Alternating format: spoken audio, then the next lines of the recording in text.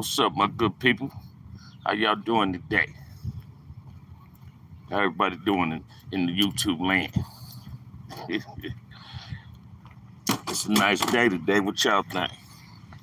You know, how everybody doing today in YouTube world, man? What's good with me?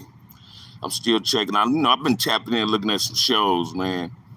And sometimes things is just pathetic on how people respond and have an opinion of other things, right? I was looking at some shit with the gangs, Emmy, NLs, Bulldogs, Keyways, Damus, Jamas. And man, I heard this dude was saying he was in Pleasant Valley and one of his people, they was he was at Centinela. And the dude was saying they was going to convert Centinela. Sea Yard always get converted to a level 4 or level 3. They switch it back and forth, right? And this dude was saying, dude that was running their car wanted to have wanted dudes that older people to have a clean slate. And he was advocating like, hey man, I don't advocate violence, none of that. I'm on some peace shit. And I respect that get down, right? But I was listening to him and he was saying this. He said, yeah, man, one of the homies ordered the car. So before they left, they had to pay the car before they get cool. Now he was saying he don't like that. The brown on brown violence of a drug debt. And it kind of threw me off because I was wondering was did you like it when they fall out with the brothers over that? He was saying, one dude got a removal from getting dope from a different race. And I can imagine what race he was talking about, right? All my time in the pen, man, especially in the 90s, in the 2000s, right? Southern Mexicans don't supposed to get dope from brothers. Yeah, brothers sell them dope. I was one that didn't do it. Because I'm going to respect anybody protocol, because I know the consequences that I can't just do nothing to this dude if he don't pay me. I got to respect that, right? Because I get mad at brothers that sold essays dope. You can't do nothing to them, and they people going to tell you can't do nothing to them, and we ain't going to pay you. We ain't paying no debts. But it was a trip on how this dude was mad. There was violence over them amongst themselves when it came to that. So it's cool when you say a motherfucker, if he owes somebody else that ain't an essay, it's cool for y'all to go to war behind that shit. That means you're willing to alter your integrity as well as your morals. That means you're willing to get caught up in some shit that you already knew they shouldn't have been doing, right? Let me share something with you, man. I had a celly one time. No dude had a cool little sack. He was selling that Tory, some heroin, 11.5. I was like, hey, homie, you're going to have to find another cage, right? Like, hey, man, my life fucking with you in here, man. We got a cell phone. We doing our thing. You got a sack. I said, I sell weed and only sell weed to Keyways. I had like 10 dudes I sell some weed to, never had problems with my money, right? So listen to what I'm saying, man. So I was explaining to him, I say, homie, I don't need a whole lot of traffic at the door. I don't need no, especially a whole lot of Hispanics running to my cell. You sliding them papers and $50 papers. Because when they don't pay you, it's a problem. I don't need that type of headache, right? And sure enough, man, he stayed, but he stopped fucking with that. And he understood what I was saying. Because we get caught up in the penitentiary over a lot of drug debts. You understand what I'm saying? And motherfuckers don't respect the rules and the guidelines of what's going on. I hear these other dudes, like I was saying yesterday, somebody say, yeah, Wack. I heard this dude say, yeah, well, Wack confirmed that brothers be more concerned about their girl in the pen or their money. Like we outnumbered. Watch this, man. Any yard we go to, we gonna be outnumbered, at least 5-1. But they don't take the coward out of us. What it is, and this is a sad thing to say. When the ride happened, it happened unexpectedly. Even though you might get whiffs of it in the air minute, they're gonna take off. And this what's going on. No, nobody really know the real reason they gonna take off, but they gonna take off. And when it happened, the element of surprise is what shocked you. So yeah, you gonna get a few victims on that. But once we gather our thoughts, hey, check this out, man. We put that defense up that we stay down for our crown. Cause a lot of these dudes, man, 2000s, you had these riots on the yard, then they'd have you on lockdown for a year or two. And people come out to sell, you have somebody trying to steal you. But when I was independent in the 80s, man, doing my job all the way to the 2000s and all that, the 80s was war. And when I say war, it was totally different. Every time you came out your cell, it was like sugar-free safe. You had to stay ready. Stay ready, you ain't got to get ready. And that's what people need to understand. We didn't have, in prison, man, blacks ain't got a whole lot on our side but each other, right? And, other races, police help other races, especially COs used to help the enemy. You feel me? Setting us up. You feel me? So people, you need to understand something. I remember I come down to the county in the early 90s, man. So I'm going to court because I came down on my appeal. So I'm going to court. I'm in the crib margin. So when we go to court, we cuffed up. They put us in the tanks and shit. We cuffed up. So check it out, man. See, this is what people don't be telling y'all on YouTube either, right? So we cuffed up. And it's motherfucker Damus and there's some non-affiliated brothers in there. The Southerners out there cuffs. Everybody in the tank out there cuffs. Southern say, tell the brothers in there, if y'all ain't no Crip, y'all need to get up out of here because we finna take off. They already know who we are because they know where we coming from. When they had us on the 3,000 floor, when I came down on Pilton, so the game margin was at the state margin. Everybody went blue and white. They knew what was up. And we in there, we saying, cuz, we ain't trying to sugarcoat or hide what we representing. Next thing you know, man, these dudes coming out with razor blades, little pokers and shit. But it's a sad thing when other brothers walked out that tank because they had so much animosity and dislike for Keyways that they didn't want to help us. Now, mind you, I'm in the hole. And at this time, when the Crip march was on 3,000 for the Crips had two rows. Damus only had one row, and the hole was above them. They had Abel row, and the hole was Charlie row. The cold part was the next day I go back to court, right? And there was a little blood dude from Luda's Park named E. He was part of the death row shit too. Was a good little dude. He come in the Compton court, it's Compton Crip court. A whole lot of sets come there, but that's CC Riders court. That's our court. So now they letting the gang members, we can go in the mainline tanks now, right?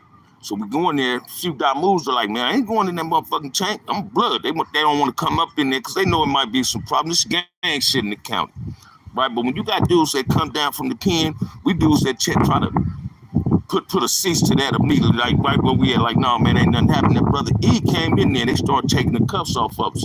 They took the cuffs off me first to the deputies, right? So I pull up on the brother behind. I said, man, check this out, homie. Ain't nothing finna happen to you. He said, hey, OG, I ain't worried about that. I said, but ain't nothing finna happen to you. Unbeknown to him, he caught the first bus back to court. I had caught the second bus. By this time, I'm back in the hole above the blood Damu margin. I'm hearing him talking to his partner Bone from Bebop. Watch me and Bone was tight. And he talking. And Bone and E tell Bone, you know that old Crip dude up there, that Keyway? Bone said, yeah, Inch brother from front of it, resting in peace. He said, yeah. He said, man, that's a solid brother. He said, man, dude told me, man, ain't nothing gonna happen to me. I couldn't get a head up in there. He ain't gonna let nothing happen to me. And dude respected that. And this the cold part, man. If we all learn how to stay together, we can solve a whole lot of problems without no motherfucking violence. That's what I'm really getting to, right? But in the same breath, when E was telling dude this, I heard a dude from Bolo, from Swan, say, man, fuck them Crip dudes, man.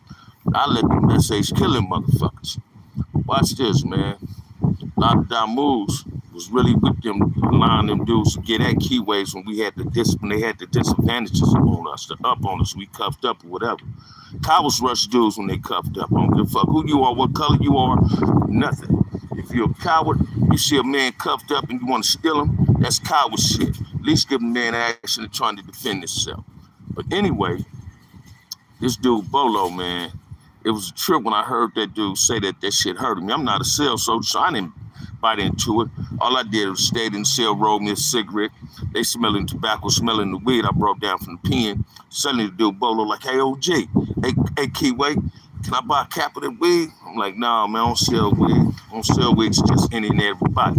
And he knew what the fuck I was talking about. Now listen to this one, man. When the Hispanics down south, LA had a little race thing going on. And it came from prison. And if that's facts or not, I don't know. Right?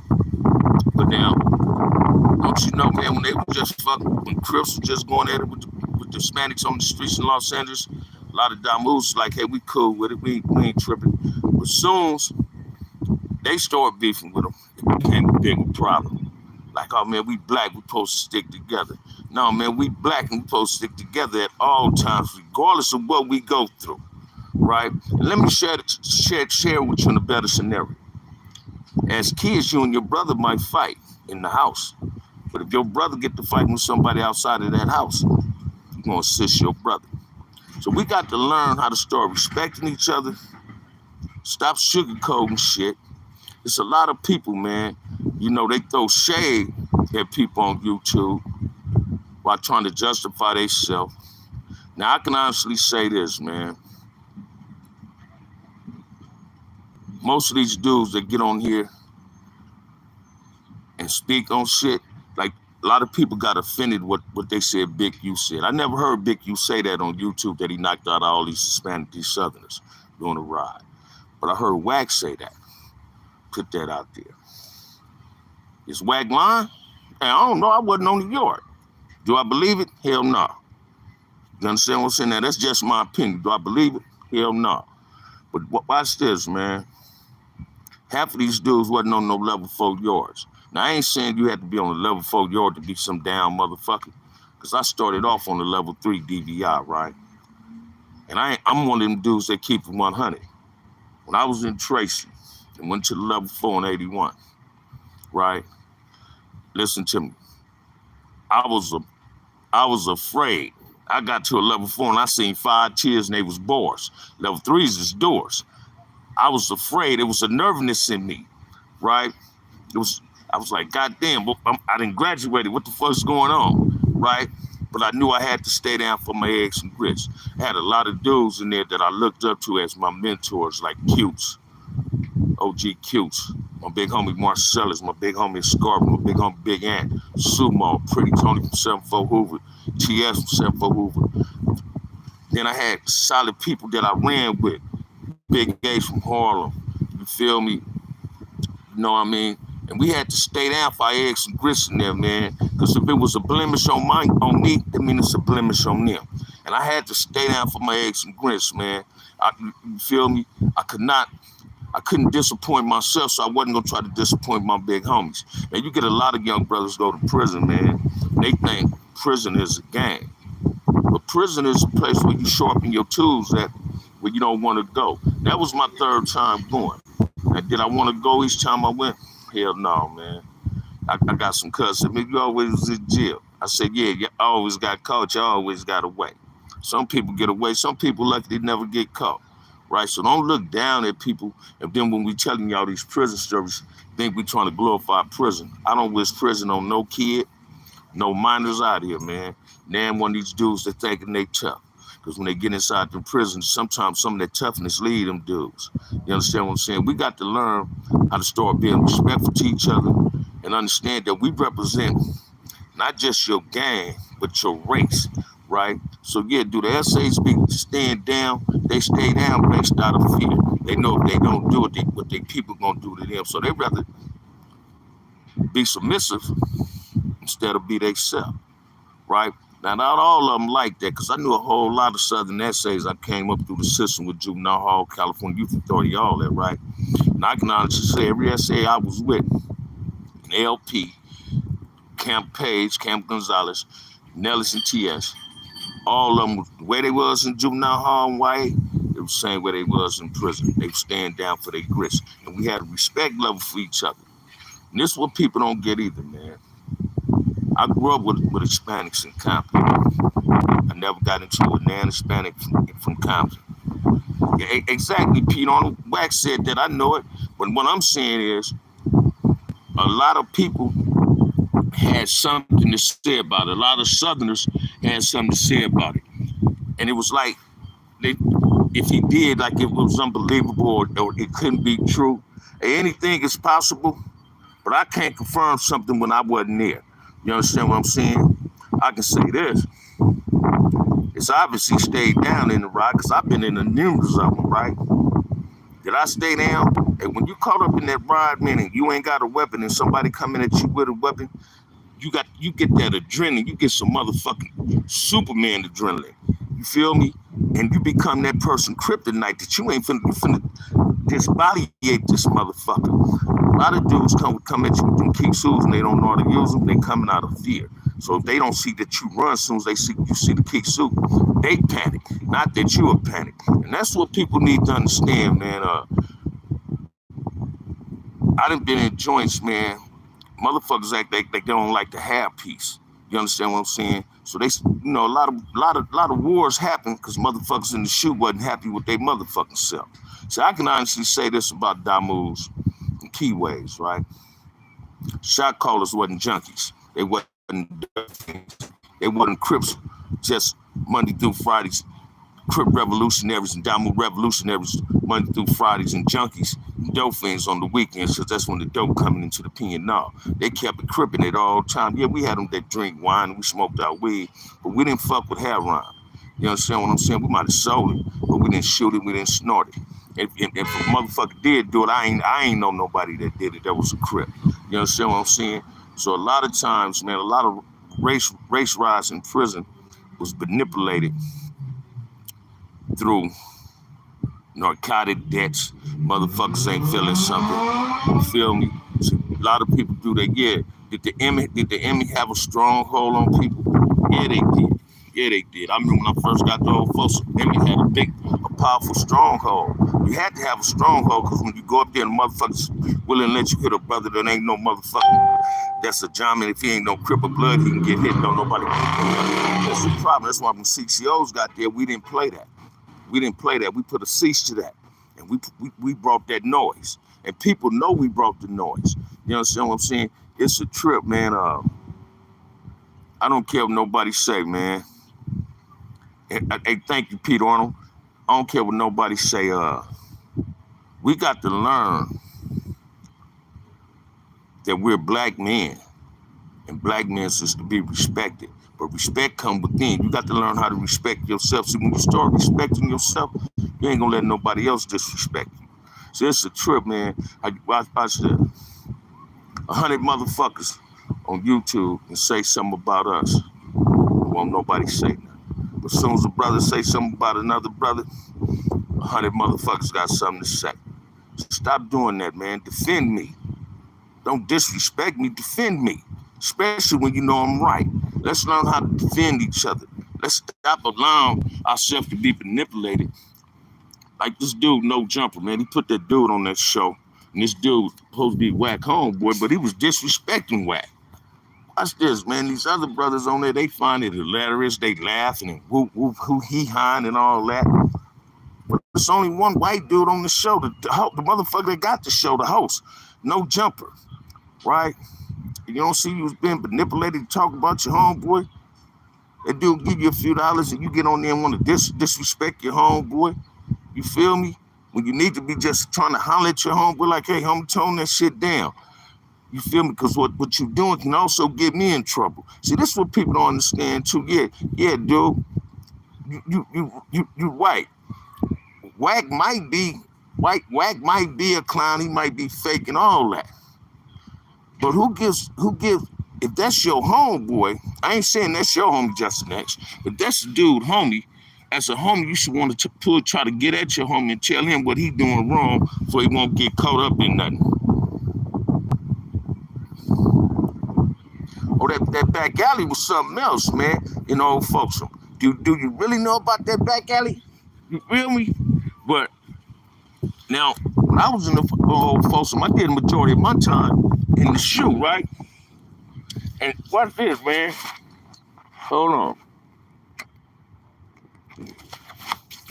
It be more drama Back in the day, on the level 4, San Quentin Falls, man, be more drama in the shoot than it did on the main line. So once you go down back there, go down on the main line, you got to come to the back and all Folsom. The back of one building, that was the shoot.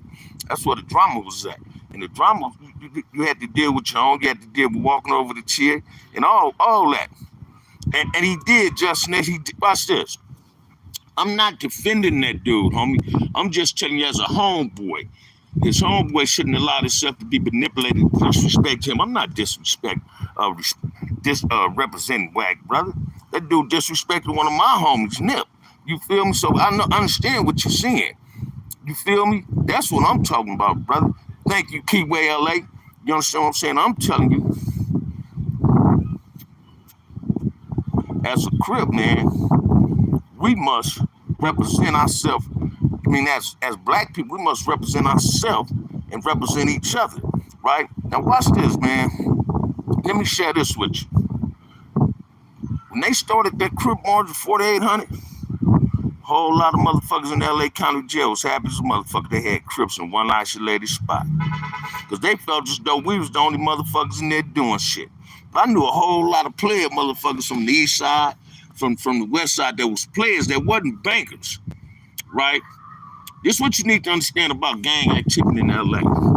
You ain't got to be an active gang member, but you're a non-active gang member by being represented in that same neighborhood with them. So when you come in the pen, you sit up and you're gonna hook up with somebody that you want to fuck with, right? When I come down from Quinn, I come to Soledad, man. Chino used to be our reception. I seen some dude make a comment on my video yesterday. You know, they used to give us our TV, used to smoke. So somebody gave me a cigarette, so I'm waiting to give my property. Some man called me for my property, the CO. He said, man, I don't like the smell of tobacco. There's some cigarette smoke, right? I'm like, all right, talk to your motherfucking partner. He's smoking. And the motherfucker, they used to have to check your TV before they give it to you to make sure it's working. And the fool dropped my TV. I said, man, I know you're finna give me another TV. And at this time, a whole lot of people didn't have color TVs. My big brother had just bought this Zenith for me, man, a color TV. You feel me?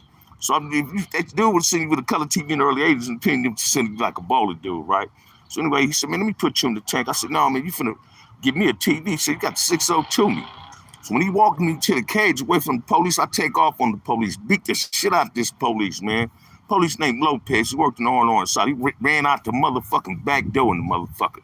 The way you come in when you get off the bus. By this time, he didn't hit his alarm. I got my back on the cage now, because I know they coming in to rush me. All I'm saying when I'm trying to squabble with them, can't stop, won't stop, Crip. Refuse to quit, man. So they take me to the whole old wing, right?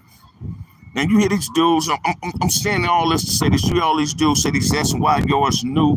Hey, man, Tracy had an S&Y yard. We didn't call him S&Y, we called him PC. East and West Hall was PC. I forgot the name of the wing, K-Wing or something. Next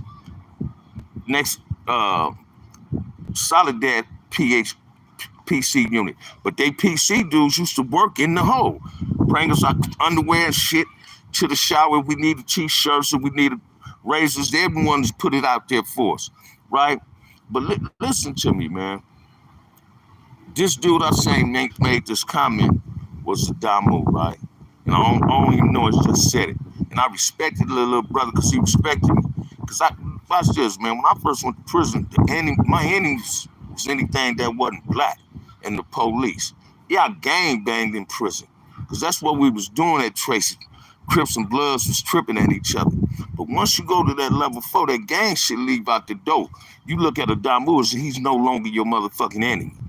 And the relationships is already being established. So I know a whole lot of Bloods, man, that's my age that was in the county that had reputations, wasn't hiding in the county jail, because you can't hide if a motherfucker already know you. Like Peabody, Stanley Pitts, Big Ben from VNG. These dudes wasn't trying to hide in there because they knew motherfuckers knew them. You understand what I'm saying? Like, it's like, I was telling my homie yesterday on the phone I was talking to. I said, man, you know, the real baller motherfucker I respected in the penitentiary, man, was Harry O. A lot of other dudes out there, they was really, really getting money. Some of them that got slapped on yards. You feel me? Then they come to the streets and play this high power shit like they was tough. They was paying motherfuckers in there to keep the cheat off of them. And a lot of them blame that on Keyways. Hey, check this out, man. We didn't extort. Ain't nobody extort you unless you allow yourself to be extorted. You understand what I'm saying? Can't nobody take nothing from you unless you allow yourself to let somebody take it. You understand what I'm saying? Because I done took some motherfuckers in the pen. You understand what I'm saying? That was like one of the first things. Homie Redbird got at me about one time. He said, man, when I first went to pen, motherfucker said, man, you know your big homie Bam? Redbird like, yeah, man, what's up? He said, man, Bam, see Bam take a motherfucking sack up in there. I mean, watch this, man. I was one of them Keyways that used to stand from the canteen and rob motherfuckers, man. You understand what I'm saying? Have my knife like it was a pistol and take what the fuck I want. You understand what I'm saying? But just imagine if I would rob the motherfucker that had just as much heart as me and if just as crazy as me what I had to do. So I went through prison and trials and error. This made it better for me to not do some of the things. So when I seen dudes, when I got in my 30s and 40s up in that system, and I started seeing youngsters coming up in there that reminded me, I embraced them. You understand what I'm saying? I embraced them. Anybody been on the yard with me, I tell you, this is what I love about my homie Q-Ball. That first day he told somebody when he went to the pit, he said, man, Bam, I'm a dude that don't keep cellies, man. I like to live by myself. I used to leave a note on the top bunk, just in case the police put a motherfucking cell while I was at work. I said, man, it's a crib cell. Ain't no drug use in this motherfucker. Ain't no wine making in this motherfucker. Only thing we gonna do in this motherfucker is make spreads and talk on this cell phone. And when I had my cell phone, I ain't had no problem allowing my cellies to use my cell phones. But you can't cheesecake on my cell phone. I remember I had a celly. He came to Calipet. He got there. I say, man, he'll call your people. You know, he's from Folk Trey. I said, call your people, homie. Let them know where you at. You feel me? Give you like an hour on the thing, right? Tell your people don't call my phone, though. This ain't your phone, right? Check it out, man. Dude understood it. So when he talked to his people, he got off the phone, I put the phone back up, I stashed it. I was just talking on my phone like at 10 o'clock at night to like 4 in the morning. He say, Bam, why you say that, OG, getting at me? I say, you don't pay my phone bill. My nieces be paying my phone bill. My homies, you know, I had, like my homie T Tuck used to get my ex-girl Suzette $50 a month for me. So that took care of my phone bill. You feel me, y'all? She'll send me some green dot numbers, and I'll pay my own phone bill, but I can rip my phone out for $50 on the overnighter. You understand what I'm saying? And that's what I did a lot too, right? Just to get my money back, my homie D-Dog and Weeby spent $1,500 on my first cell phone. So I made that $1,500 back in like 3 months by renting the phone out, right? Then I have homies that'll pull up. Homies that didn't have phones, I send my phone to them. Any Keyway. When I say homie, I ain't talking about Compton Crip, but front of it. If he was a Keyway and his homies didn't let him use the phone from the set, I let him use my phone. Every other day, I give people an hour on the phone, right? Don't never send my phone through no other race. I always send my phone. Whoever brought my phone, that's who you're going to send my phone back to. And that's how I did my time, man. I wasn't one for drama. I used to solve problems in prison, but I also known to know if you wanted this drama, you can get this drama. See, Sumo, Lascari, Tabari, Pretty Tone, T.S. Sports, and they ain't teachers. They ain't teaching motherfucker to not accept what was coming. Hey, y'all want this, we can give it to you. We ain't got no problem giving it to you. Motherfucker told me, man, this is about who take off first. You feel me? The element of surprise is a motherfucker. You understand what I'm saying? And I was known to solve problems, but if you wanted it, you can get it. You feel me? I was laced by the best. I love my big homie Sumo and Ant them and the Scurry them. Pretty Tony from Something for Hoover them, TS them. I love Marcellus and Sumo, especially these Compton cats, my big homies, for lacing me and reminding me of how we get down in Compton. I had to represent the way Mac Crip. You feel me? I had to represent how Raymond Crip. He was from the east side, but he was adored and loved in Compton. You understand what I'm saying? And when motherfucker told me, man, you remind me of Raymond, that shit went to my motherfucking head, and I used to just go there on a respectful level, man. I remember when I came back down from level 4 and hit Tracy, a dude named Slim Guyton, man. He was in C-Wing with me. And this police was just working there. He used to tell the Crips they couldn't flag. Now this time you can have your rags. One day I come, I got my blue Nick kickers on, my red liner painted pants on, my blue and gray pillaging, about 20 motherfucking blue rags in my pocket and shit. You know, I come out, Slim Guyton say, I hear him, he walking behind me, going dining hall to dinner. And hear the brother Slim Guyton. This how I met him. I mean, that's one of them CCOs, man. You feel me? But I just did that to show the homies that, hey, man, don't let nobody tell you what you can and can't do. Fuck them. If they say you can get this shit in your package, it must mean you can wear it. If this motherfucker don't want you flagging in his wing, move to another wing. Hey, watch this. I love to do an interview with OG Cutes, man. Watch this. Cutes. I remember when I first get to Folsom, I get to Folsom on the bus with Cutes. And Big Yak from the Valley asked me, did I want something one day? No, he asked Cutes said, I don't want it. He was full. He said, ask Bam, he Mikey. He ate it. Cutes was my buddy, man. And we got tight. You know, I used to understand Cutes, used to follow Cutes. When I say follow, he used to look at how he conducted himself. When he found out I lived on Slater, where the last boys on Tookie ran, that was my street. We even got tighter. I knew his little brother, Rusty. Rusty was in the pen with me, too. You feel me? Rusty was in the pen with me, rest in peace from A-Trade Gangster. And, man, look, y'all also need to understand this, man. I get in any Crip business I want to because I'm a Crip, man, and I'm a G. Ain't no such thing as triple OG, ain't no such thing as double OG, nothing. That's some new millennium shit motherfuckers say. Y'all be hearing this dude talk, saying that ain't no such thing. You feel me? But Cuse was one of my mentors, man. That was a highly respected brother. Fatigue, he got more weight on him now than he had in the pen. You understand what I'm saying? But Cuse was a soldier. He know how to use that key so real good. You know, my Cash App on there, brother. Sherwood Hedgeman, 131. Again, you feel me? Sherwood Hedgeman, $ Sherwood, SherwoodHedgeman,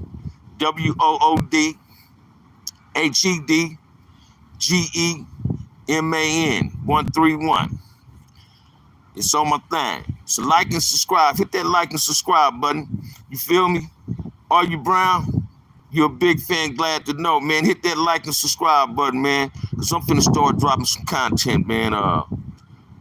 It's the 4th of July, it's Monday. I want people to really be safe and be cautious of what's going on out here. Because fireworks scare the shit out of me, man. I cut lights off of the house when I get to hear them. When they seem like they right in front of you, they too close. You know, I don't like them. But we got to start being more respectful on these platforms, man. And cause I says, man, I ain't throwing shade at nobody. Cause I watched one Hispanic show at Sandman and Box. They're my two partners. I consider them brothers. You feel me? What's up, Blade? How you been doing, man? And I like watching them brothers. And that's what people need to start understanding, man. We got to start supporting each other, encouraging each other, and staying away from stupidity and that foul shit. Now let me share this. So I'm going in all type of topics today. You know, somebody asked me, not on YouTube, somebody asked me the other day, what's my opinion on this dude, Cowboy from the 60s? Man, I ain't got no opinion on that. Because I got partners from the 60s I got a lot of love for. Kid Rock, Petey Wack. You feel me? Big Rick. You feel me? I got love for dudes from that Bigger Scarp. You feel what I'm saying? Big Cat. Lunatic Frank. You feel me? Money Muzz. Bank T, resting in peace. You feel me? Lil Petey Wack. I got a lot of love and respect for some of them cats, man. You feel me? Some dudes do things that other dudes don't do. He loved it Nipsey. He loved it Nipsey so much in a way that him getting on the stand, he don't look at it in no other type of way. But the only people should have a comment on that is the 60s. And if you ain't from the 60s, you shouldn't have a comment on what Cuz got to say. You feel me? Because I don't. Ain't got nothing negative to say about that, brother. That ain't my business. You understand what I'm saying? All I can say is the dude that Coles that did it, if he didn't, karma is a motherfucker. And it come back and bite you on the ass. It might not happen today, but it happens sometime. And that's what we got to understand. And I was looking at somebody saying these rappers dressing in drag. They said, well, what about the motherfucking gangbangers that was dressing in drag? What about the motherfuckers that we know is down low, but we ain't putting them up there? Hey, man, I don't give a fuck about what a motherfucker do. That ain't my business. I got to worry about my life and how I conduct my life. And that's what we got to start understanding, start doing. Stop having an opinion on what other motherfuckers doing with their life, saying what's not gangster or what's gangster. Because watch this, man, I ain't from A Trey. I ain't from 5 Trey. I ain't from 4 Trey. I'm a rider, man. I'm a rider. I'm a thug. I'm a hood nigga, man. I ain't no gangster. I ain't from A Trey. And that's what I ain't gangster moving. You feel what I'm saying? We just need to start respecting how another motherfucker get in, because that ain't your get in. You don't have opinion on that, especially if you ain't got one on you. When you voice your opinion, you set yourself up for somebody that has something to say about you. And you're absolutely right, Pete Arnold. Everybody want to have something to do with that, you know. And watch this, man. But don't nobody have nothing to say when people throwing shade at us. See, that's what I don't like. People throwing shade at us. They ain't this, they ain't that. But soon another brother do something, it's 100 brothers talking about them. And we got to stop doing that shit, man. We giving ourselves ammunition for other people to talk about us too. Divide and conquer is a cold motherfucking thing, man. Let's stop dividing ourselves, man. Let's create unity amongst our motherfucking self. That's why our communities is so fucked up. We done destroyed our motherfucking communities. Like, I respect the brother Crip Mac, right? C-Back, whatever dude name is, right? I see him on here. He be in these communities. Not his community. Passing. I know was at the gas station on Slauson a few times. You know, off Slauson, the gas station over there by the thing. Passing out a few dollars. Get back to where you help destroy before you go outside and get to. That's what I'm talking about. So if I start giving because I got it to give, I got to start in Front Hood, man. I got to start in Compton. That's what I destroyed. I played a role in my community looking fucked up. You understand what I'm saying? That's what we got to start doing. We got to rebuild our communities, man. We got to safeguard ourselves and safeguard the kids in our communities to have a better understanding. We got to watch this. We got to start calling these motherfucking rappers, these motherfucking basketball players, football players, baseball players, these actors and actors on they shit that they supposed to donate to these communities and help rebuild these motherfucking black communities. Because watch this, man, we spending money to be your motherfucking fan. You feel me? My money help take care of your motherfucking child. You feel me? You need to put it back. Ain't nothing wrong with playing it forward and push back, looking out for people, y'all. That's what we got to do. Let's not sit up in here and play with each other. It's all about unity, loving ourselves, man. Black wealth equals black love, man. Black love equals black wealth. Let's create this, man. Watch this, y'all. Here Wack is, got these rappers. Wack can play a major role in creating peace in the ghettos by having these entertainers, these rappers he got signed to his label, whatever, being their manager, whatever the fuck he got going on. Like, he can get that gang, get that Kendrick more. Say, man, let's get something at Compton College, see if we can do something at Compton College, Centennial, not Compton High, because they remodeling it. Even Dr. Dre, them, man, I know you donated money, but let's have won't you dudes contribute donate something to a peace rally? Won't you do reach out to dudes like G Slick, Bright D, Bam, Melly Mel? Won't y'all reach out to us and see if we can create something positive and donate something where we can create something to help build our communities better. You feel what I'm saying? So I commend Snoop for having that Snoop League. You feel me? I had a nephew, man, graduated from college. He just had a football camp, started a football camp over the Bengals last week. I was so impressed and proud of my great nephew for doing that. You understand what I'm saying? And them ideas I have. So when I see him doing it and me and him never discussed it, nothing like this, I feel he got that same energy that his uncles got. You understand what I'm saying? Because everybody want better for their communities. And that's what we got to learn how to do, man. You understand what I'm saying? Now, with that said, man, I want y'all to hit that like and subscribe button. Start supporting the channel, because I'm finna start being at y'all like I used to, man. With that said, it's after death. Peace. Love, peace, and happiness, all you good people, man. Hit that like and subscribe button, man.